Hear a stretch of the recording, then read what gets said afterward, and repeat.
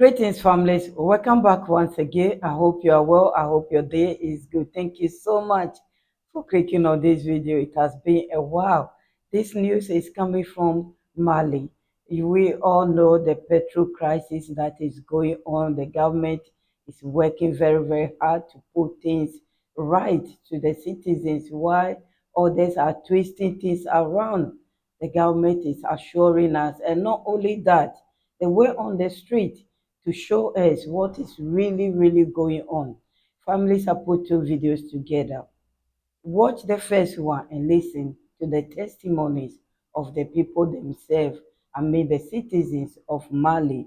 And I'll be back. Thank you for your time. To assure everyone about the calm in Bamako, RTM takes you on a journey through our beautiful capital, which is full of life and hope. Tonight, we will take our urban and intercity transportation together, just like in all other sectors of activity.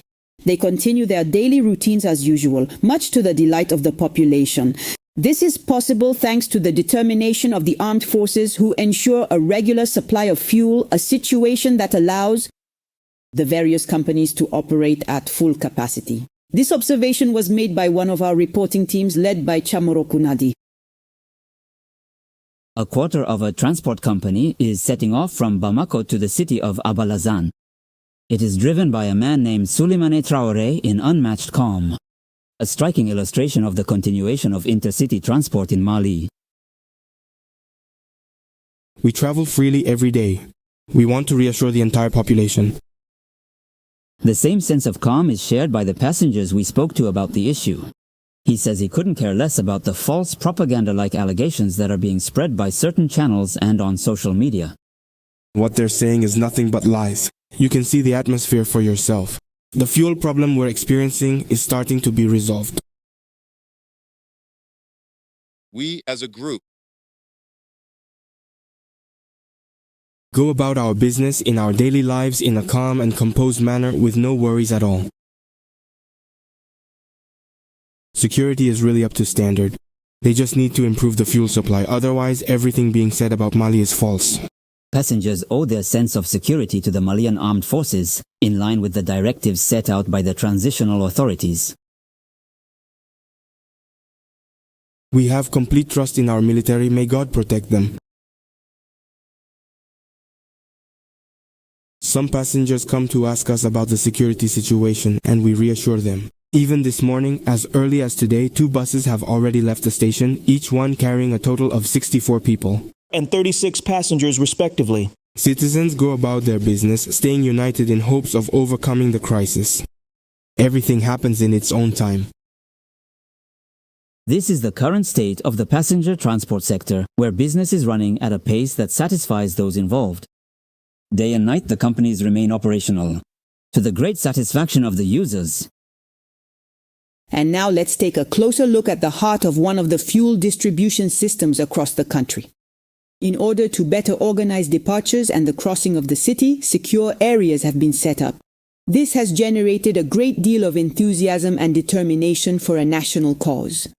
This report is by Agali Agagisa, Abdul Karim Konate, and Jibril Barayogo from our regional station in Bougouni.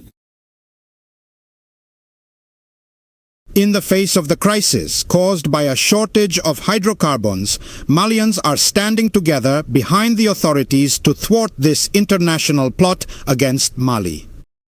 Tanker drivers, who play a crucial role in supplying the country, have decided to do their part without fail.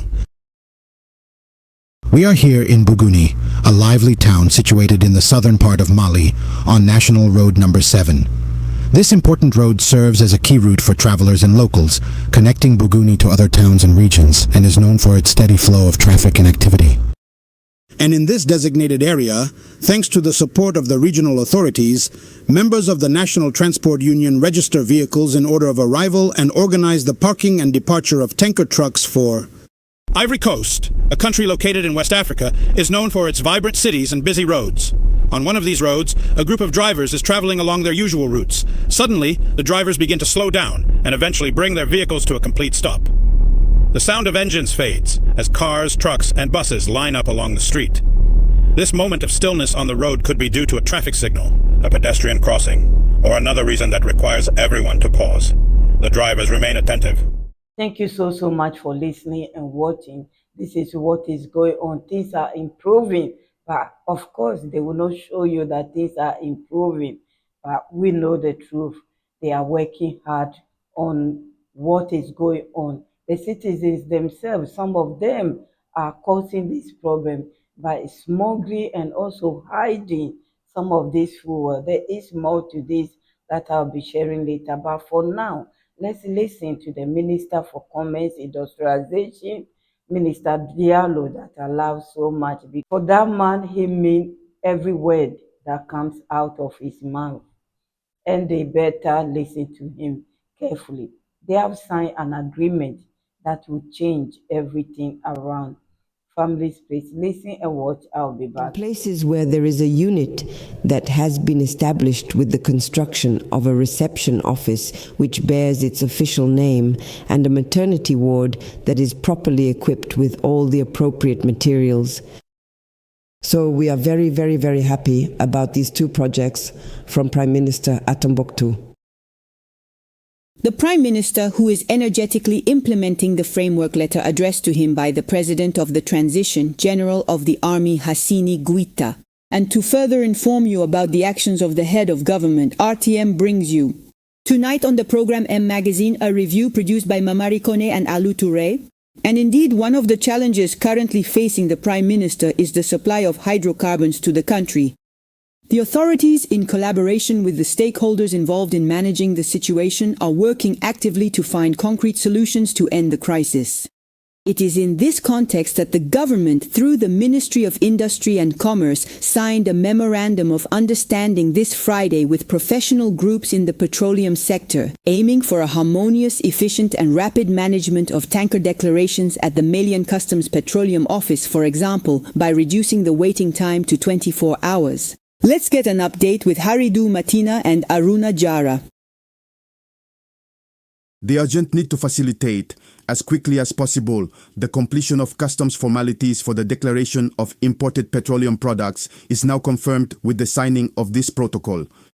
The government, through the Minister of Economy and Finance, as well as the Minister of Industry and Trade, and the petroleum product importers represented by the Malian Association of Petroleum Professionals, GMPP, and the Professional Association of Oil Companies, GPP, have now agreed to reduce the customs declaration period to 24 hours, that is, 1 day, which will allow service stations to be supplied as quickly as possible. The scope of this protocol marks a truly decisive and significant step in resolving the hydrocarbon crisis in our country.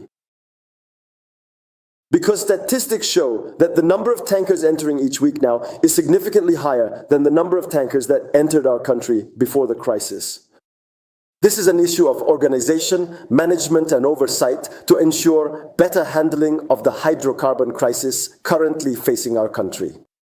Thus, according to Minister Diallo, the signing of this protocol agreement signals the resolution of the hydrocarbon crisis in our country. Mr. Representative of the professional associations, I agree with you. Our next meeting, the 7th one, is scheduled for next Thursday. And I sincerely hope, inshallah, that by next Thursday, this protocol will be obsolete and that we will never have to talk about it again. Because there will no longer be any waiting lines at the stations. Because Malians will no longer have to wake up at 4 a.m. to go look for diesel, to go look for fuel. I must say, and I repeat, the management of this hydrocarbon crisis is a matter of state. Everyone needs to understand that. On behalf of the President of the Transition, Head of State, General Belme Assine Guetta, I would like to extend my sincere thanks and express my deepest gratitude to the members of the two professional groups. You have shown patriotism and dignity. The other stakeholders who are firmly committed to finding a solution to the crisis would only be satisfied with the completion of this draft protocol process, which will resolve the situation. We fully support the protocol as a whole. We have signed so that we can truly find a solution to the crisis. We signed it today, and I believe that by next July, the crisis will be over and the protocol will be obsolete. With the intelligence and virtues of Malians, after several meetings, we have managed to find temporary solutions, and today a solution, a definitive one. And we sincerely hope that within just a week, all the suffering and hardship we have endured regarding our country, our fellow citizens, our partners, and our valued consumers will soon be a thing of the past. There is no delay at the customs clearance level. The Petroleum Products Office has been open since October 11, 2025, 24 hours a day, 7 days a week. The issue at hand is that from a regulatory standpoint, the Customs Code does indeed stipulate that operators, the importers, have 3 full days to submit a declaration. There are significant quantities of petroleum products present. The BPP and ONEP yards are filled with tankers. The stations are unable to get this product. A solution must be found so that the product can be pumped into the tankers so that the lines can end. And for this, the authorities, the highest authorities, have given 1 week to everyone, both the product importers and the public authorities, to find a solution to this problem. The Memorandum of Understanding, thus initialed, has now come into effect and will become void as soon as the crisis ends. To ensure the concrete implementation of this protocol, the Minister of Industry and Commerce has committed to conduct a field visit next Monday with the various stakeholders involved in managing the crisis. Thank you so much for listening and watching. So this is what is really going on in Mali. I said what is really going on because even though I'm busy, I've been seeing some news, the way they are twisting things around and all that. But the government is working very hard. It is exactly a year this month since the new Prime Minister took over. They are sharing a lot about him, what he's doing to change things around, the problems that he has inherited. He's doing his best.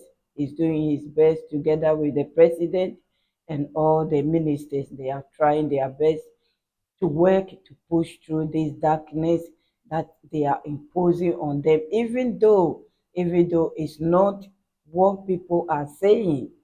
They are working hard to make things right for the citizens. Anyway, families, I will leave you here.